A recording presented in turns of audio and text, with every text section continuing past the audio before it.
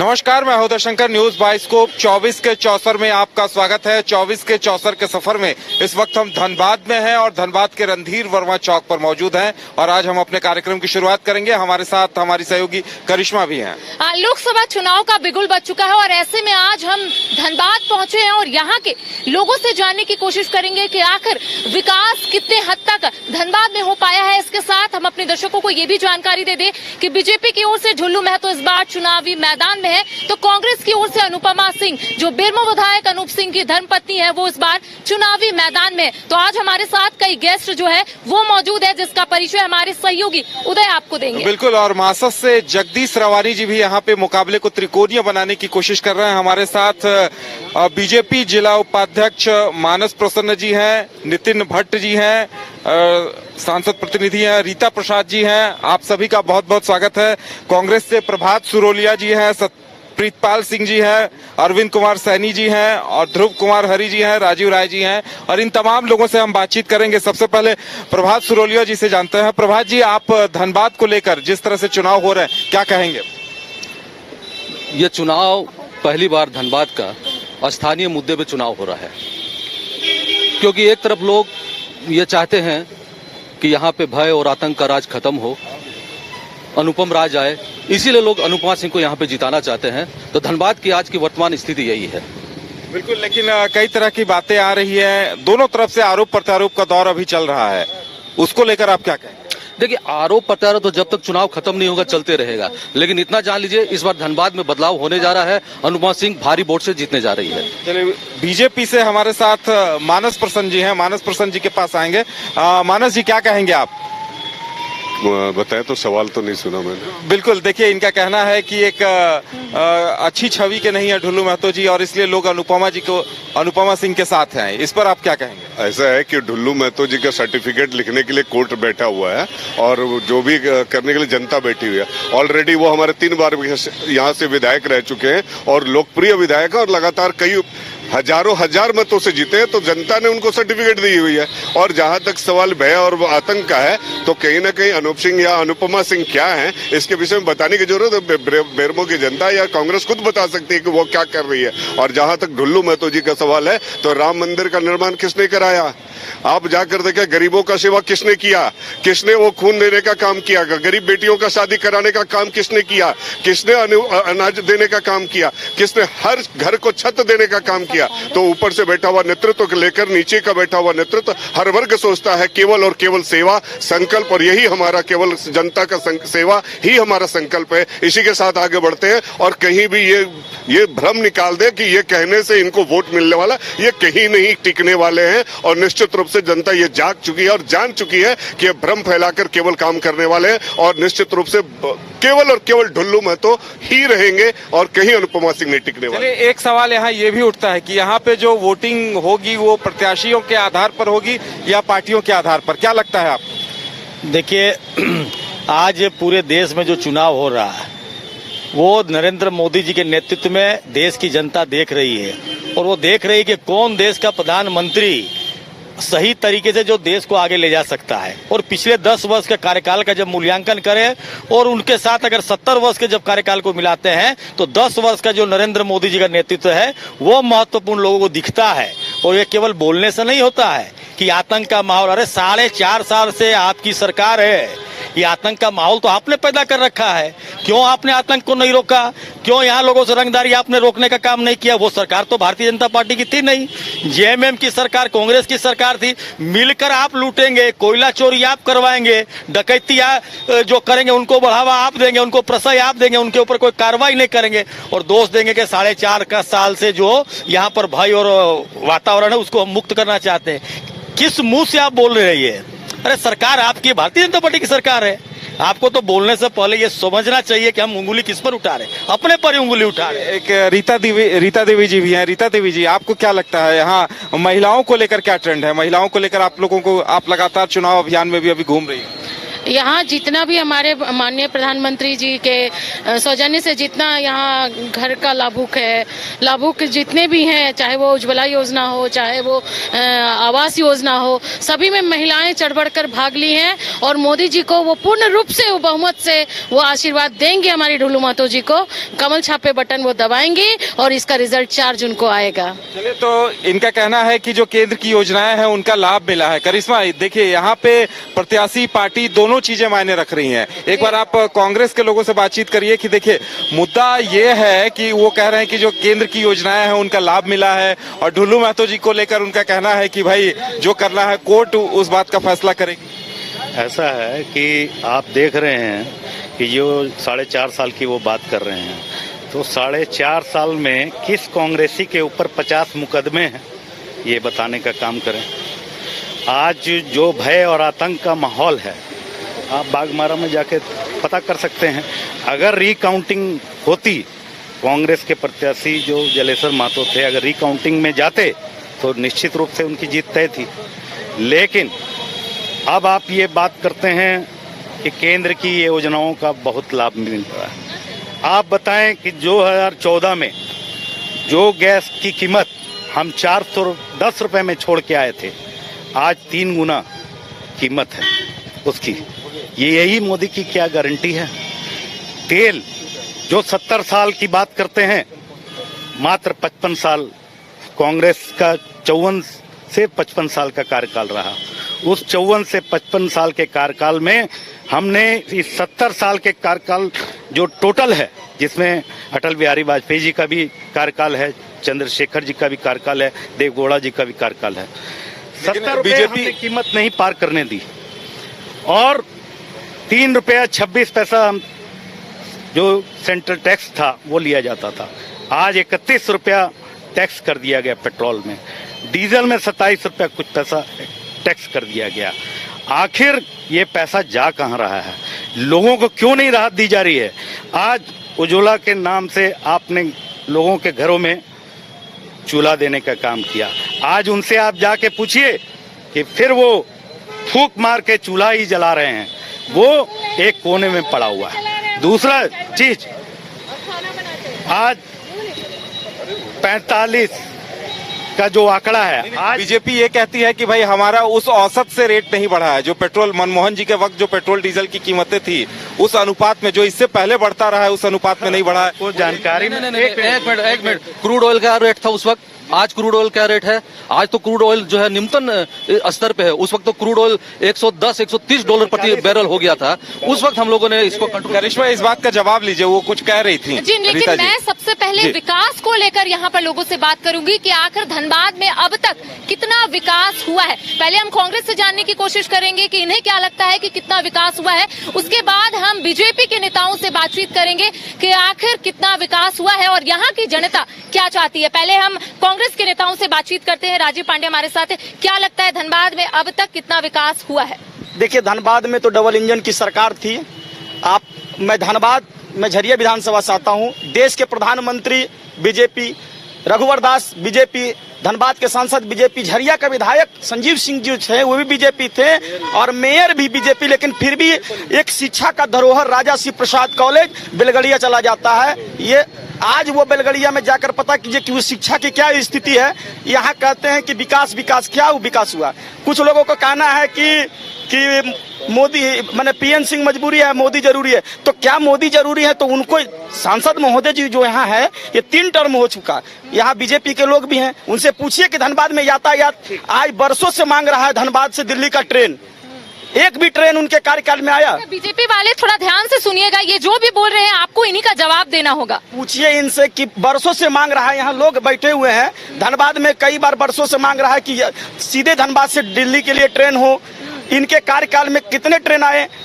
धनबाद से एम्स चला गया, एयरपोर्ट चला गया। धनबाद देश को सारा रोशनी करने वाला, आज जो कोयला, आपको पता होना चाहिए कि देश में दूसरे स्थान पर धनबाद है जो सबसे ज्यादा रेलवे को फायदा देता है। लेकिन यहाँ क्या है? यहाँ इससे वंचित हैं लोग। आज देखिए, प्रदूषित से पूरा झरिया तवा परेशान है, लेकिन माननीय सांसद महोदय चुप हैं। सिर्फ वोट के बाद आता है और मोदी जी के नाम से आज राम मंदिर हिंदू मुस्लिम बोलकर लड़ा देना, यही बच गया इनमें। शिक्षा व्यवस्था क्या है धनबाद? धनबाद की शिक्षा, यहाँ पूछिए शिक्षा क्या, विधायिका महोदय का अंतर ये केंद्र सरकार से है। विधायिका महोदय आज भी आप देखिए, मैं बोलना चाहता हूँ सर, एक मिनट सर, एक मिनट मैं बोलना चाहता हूँ। फिर आपके पास हम लौटेंगे। आज ये हमारे बीजेपी पे लांछन लगा रहे, क्या विकास नहीं हुआ है? जहाँ सिंगल रोड था वहाँ आज देखिए 8 लेन और 6 लेन चला हुआ है। क्या विकास नहीं हुआ है? रघुवर दास जी क्या विकास नहीं किए हैं? ये बताए कि पूर्णिमा सिंह अभी वहाँ पे विधायिका क्या कर रही है इनके लिए? आप बताइए, क्यों नहीं पूर्णिमा सिंह प्रदूषण पे रोक लगा रही है? वहाँ पे विधायिका है, क्यों नहीं कर रही है? वो करना चाहिए उनको ना।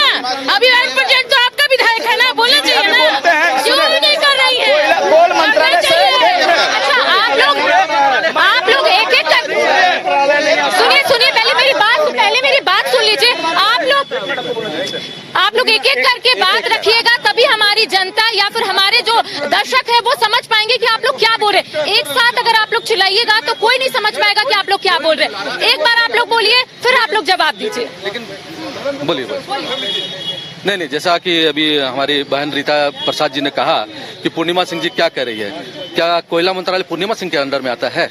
ये तो केंद्र के अंडर में है, और चुनाव जो हो रहा है संसद का वो केंद्र के लिए ही हो रहा है। तो इसलिए इनको इस बात को समझना चाहिए। और आपने अभी जो विकास की बात कही, कि मैं यहाँ बताना चाहता हूँ कि हमारा दुर्भाग्य है धनबाद में पिछले 30 साल से सिर्फ हमारा एक बार सांसद रहा था। इस जनता का दुर्भाग्य है कि यहाँ पे कोई विकास नहीं हुआ, और हमारा एक बार सांसद जो रहा उसका सबको आज तक नाम लेते हैं कि ददई दुबे सांसद हुआ था धनबाद का। आप यहाँ की जनता से पूछ लीजिए। आप यहाँ पे अभी हमारे भाई ने जो बहुत अच्छी बात कही थी, न ट्रेनें हमको मिलती है, न हॉस्पिटल्स हमको मिलते हैं, न एयरपोर्ट्स हमको मिलते हैं, न रोजगार मिलते हैं। यही बीसीसीएल जो प्रदूषण की बात हो रही है, ये बीसीसीएल से यहाँ के स्थानीय व्यापारी व्यापार करते थे, रोजगार करते थे, यहाँ की शहर की अर्थव्यवस्था चलती थी। बीसीसीएल रीढ़ की हड्डी थी यहाँ की अर्थव्यवस्था की, लेकिन आज बीसीसीएल यहाँ के रोजगार को छीन लिया है, स्थानीय व्यापारियों को सबको बेरोजगार कर दिया है। कहाँ चले इसका जवाब लेते हैं इधर से। क्या कहेंगे ट्रिपल इंजन की सरकार को लेकर? कह रहे हैं कि भाई यहाँ विकास नहीं हुआ। ऐसा है ना कि ये तो मांग रहे हैं कि एयरपोर्ट चाहिए घर के ऊपर लैंडिंग करने के लिए इनके ऊपर। ऐसा है ना, नहीं ऐसा है, अभी सुनिए तो, ऐसा है कि इनकी सरकार थी, इनकी सरकार थी। और जहां तक एयरपोर्ट का रघुवर दास जी ने ऐलान किया, और रघुवर दास जी ने 600 एकड़ जमीन, और ज्योतिरादित्य सिंधिया जी का बयान है, दैनिक भास्कर के संपादक ने जाकर इंटरव्यू लिया था कि धनबाद को एयरपोर्ट, बोला कि 650 एकड़ जमीन हेमंत सोरेन जी दे, मैं कल दूंगा पैसा। और जिस समय रघुवर दास जी की सरकार थी उस समय 125 एकड़ जमीन उन्होंने एक्वायर करके देने का काम किया, और पिछले 4.5 साल में इनसे 400 एकड़ जमीन नहीं खरीदी गई कि एयरपोर्ट मिले। अरे जनता को बेवकूफ बनाना बंद करें। और रहा सवाल, सुनिए, कोलगेट घोटाला किसने किया था? किसका बात था? अच्छा एक बात बताइए, अभी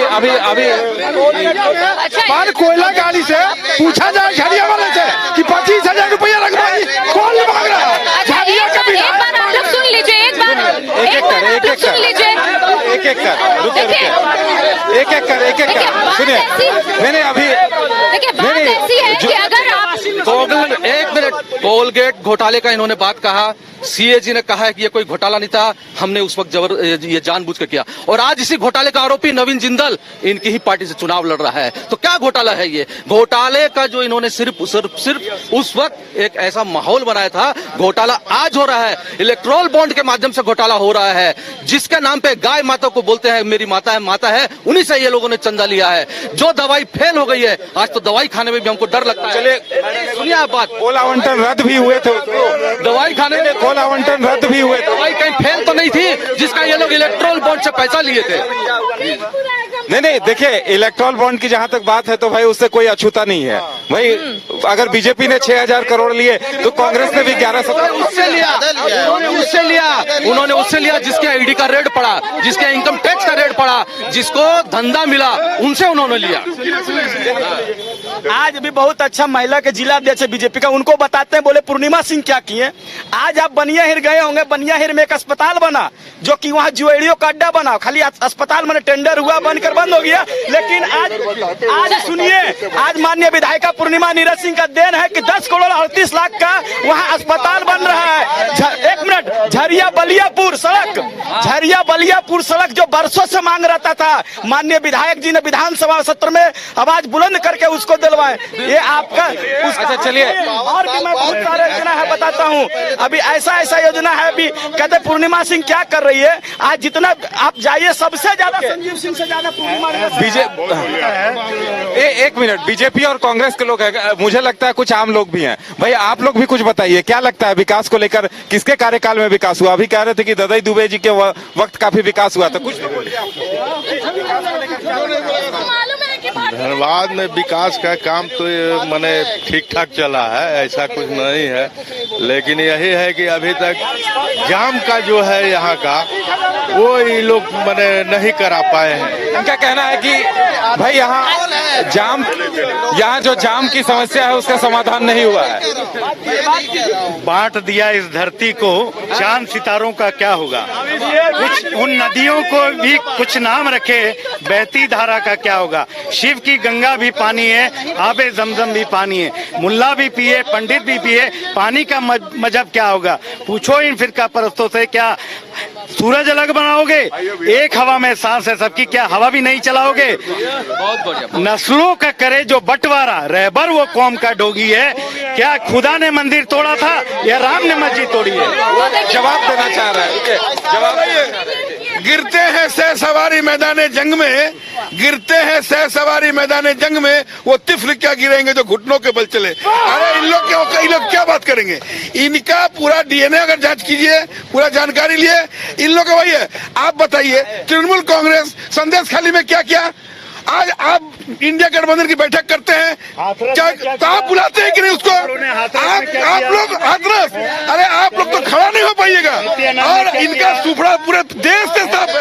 एक बात वो कह रहे थे, देखिए एक बात वो कह रहे थे कि भाई पीएन सिंह जी 3 बार सांसद रहे, तो वो ददई दुबे जी के कार्यकाल को याद कर रहे थे। दुबे जी के कार्यकाल में सुनिए, ISM को IIT का दर्जा, इनके कभी आज तक पूरे 70 साल में IIT नहीं मिला, PIT नहीं मिला, कभी कोई इंजीनियरिंग कॉलेज नहीं मिला, ना सीट मिला, ना मेडिकल कॉलेज मिला।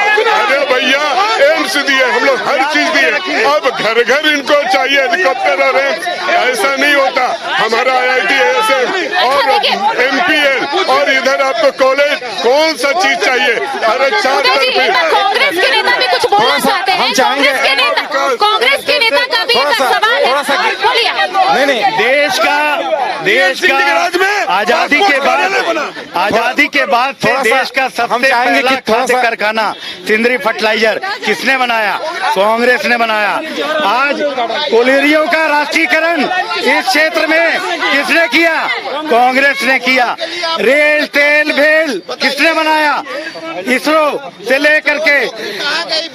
अच्छा थोड़ा सा हम अपने बीजेपी और कांग्रेस के नेताओं से कहेंगे थोड़ी सी दूरी बना दे, ताकि जनता को थोड़ा सा पीछे हो जाए। बीजेपी के लोग बीच में थोड़ा सा पब्लिक को भी आने दीजिए, थोड़ा सा और पीछे हो जाइए आप लोग, थोड़ा सा आग्रह होगा।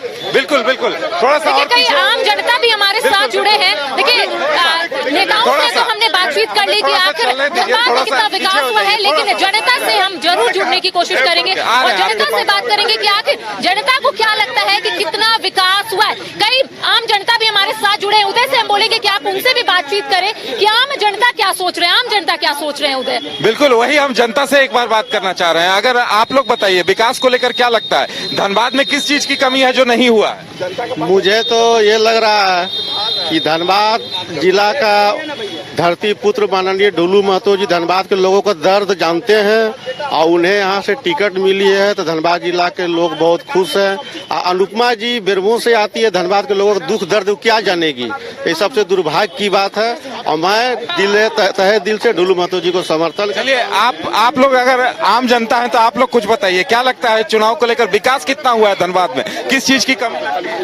चलिए कुछ बताइए, आप लोग बताइए, आम जनता बिल्कुल। चलिए ये कुछ जवाब देना। मैं बताता हूँ, इन्होंने अभी कांग्रेस के साथी ने कहा रेल भेल सब कुछ बनाया। आप एक बात बताइए, आप एक गाड़ी खरीद के ले आते हैं, वैसा का वैसा थोड़ी रहती है। अच्छा, थोड़ा आप लोग चुप हो जाइए। भारतीय जनता पार्टी अटल बिहारी वाजपेयी के शासनकाल में पहले बीजेपी और नरेंद्र मोदी शासनकाल में जब भाजपा की सरकार रही, हमने आधारभूत संरचना का निर्माण किया, इंफ्रास्ट्रक्चर डेवलपमेंट, पनडुब्बी, हम लोग चतुर्भुज परियोजनाओं का निर्माण किया। आज सड़कों का जाल पूरे भारत में, एक्सप्रेस वे, अब वंदे भारत ट्रेन, इनको दिख नहीं रहा। राष्ट्रीय मुद्दे अहम है, ये कुछ कहना चाह रहे हैं। हमारे साथ में है, अरुण जी से बात कर लीजिए कि कांग्रेस का कहना है कि विकास तब हुआ था जब ददई दुबे सांसद हुआ करते थे, विकास अब नहीं हुआ है, क्या कहेंगे?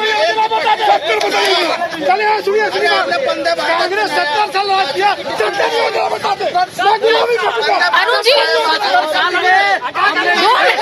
2 मिनट रुक जाइए, अरुण जी को कुछ बोलने दीजिए, अरुण जी को कुछ बोलने दीजिए, 2 मिनट रुकिए। इनका कहना है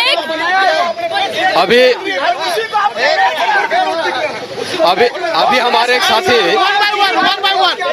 आप अभी पूछ रहे थे, पंडित जी एक मिनट, अभी आप बोल रहे थे कि 5 वर्ष ददई दुबे ने बहुत अच्छा काम किया, कांग्रेसी मित्र बता रहे हैं। आप लोग से भी आगे, तो मैं उन्हीं कांग्रेसी मित्र से पूछना चाहता हूं कि अगर ददई दुबे ने 5 साल बहुत अच्छा काम किया तो अगली बार उनकी टिकट आपने क्यों काटी?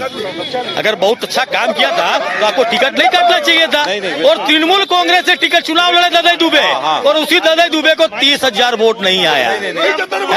अगर आप बोलते उतना विकास किया तो फिर टिकट काटना नहीं चाहिए था उनको फिर से उन्हीं को, कांग्रेसियों को ही विश्वास अपने नेता पर नहीं है, तभी तो वो आयात करते हैं। यहाँ स्थानीय उम्मीदवार अरविंद भाई, एक मिनट, स्थानीय लोग इतनी मेहनत करे, प्रभात सुरोलिया जी है, ब्रोका जी, अरविंद जी इतनी मेहनत करते हैं, बेचारे 5 साल 10 साल मेहनत करते हैं कि समय आएगा पार्टी हमको टिकट देगी। जब समय आता टिकट देने का तो कभी कीर्ति आजाद आ जाते हैं दिल्ली से, दरभंगा से, कभी ददई दुबे आ जाते हैं, कभी बेरमो से कोई आ जाता है। ये बेचारे कार्यकर्ता मुंह ताकते रह जाते हैं। पहले तो आत्म मंथन बेचारे लोग को, कांग्रेस को करना चाहिए अपने एक पार्टी के लिए कि इनको तो कम से कम सम्मान करे, तब जनता का वो पार्टी सम्मान करेगी। चलिए अरविंद सैनी जी कुछ कहना चाह रहे हैं। अरविंद सैनी जी बताइए, क्या पूछिए, क्या लगता है, क्या किस चीज की कमी रही है यहाँ? मैं पहले धनबाद की जनता से पूछना चाहता हूं कि धनबाद की जनता किस चेहरे पे वोट देगी बीजेपी को? ये जनता किधर है भाई? जनता से कोई तो बताइए। बीजेपी, आखिर क्या वजह है बीजेपी को? विकास हुआ, कितना सुनाएंगे, बहुत सारा विकास हुआ, 100 से ज्यादा विकास है। चलिए भाई, और अभी सुनिए, मैं आज इस डिबेट के माध्यम से बोल रहा हूं कि यदि झरिया में माननीय विधायक जी जो वर्षों से वहां सिंह मेंशन का राज चलता था, इस बार माननीय पूर्णिमा सिंह कांग्रेस से विधायक बनी है, और आज आप सबके सामने बोलता हूं कि अगर सबसे ज्यादा विधायक का अगर शिलापट लगा है, अगर नहीं होगा पूर्णिमा सिंह से, तो मैं आज से ही अपना नगर अध्यक्ष झरिया नगर से रिजाइन कर दूंगा। लेकिन चुनाव लोकसभा का है, आप लोग कुछ कहिएगा, जनता से जानना चाहेंगे आप लोग।